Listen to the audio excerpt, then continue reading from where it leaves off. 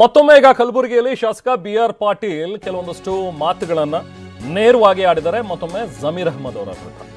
ಜಮೀರ್ ಅಹ್ಮದ್ ಯಾವ ದೊಡ್ಡ ಮನುಷ್ಯ ಅಂತ ಹೇಳಿ ಶಾಸಕ ಬಿ.ಆರ್. ಪಾಟೀಲ್ ಹೇಳಿದ್ದಾರೆ. ಸುರ್ಜೇವಾಲಾ ಬಳಿ ಎಲ್ಲವನ್ನೂ ಹೇಳಿದ್ದೀನಿ.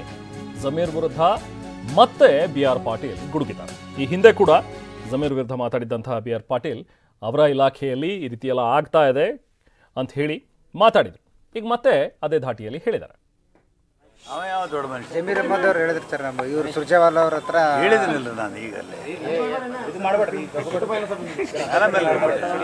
ಅವ ಯಾವ ದೊಡ್ಡ ಮನುಷ್ಯ ಜಮೀರ್ ಅಹ್ಮದ್ ಅವ್ರು ಹೇಳಿದಿರ್ತಾರೆ. ನಮ್ಮ ಇವ್ರು ಸುರ್ಜೇವಾಲಾ ಅವ್ರ ಹತ್ರ ಹೇಳಿದನಿಲ್ಲ ನಾನು ಈಗಲ್ಲೇ. ಅವ ಯಾವ ದೊಡ್ಡ ಮನುಷ್ಯ ಜಮೀರ್ ಅಹ್ಮದ್ ಅವ್ರು ಹೇಳಿದಿರ್ತಾರೆ. ನಮ್ಮ ಇವ್ರು ಸುರ್ಜೇವಾಲಾ ಅವ್ರ ಹತ್ರ ಹೇಳಿದನಿಲ್ಲ ನಾನು ಈಗ.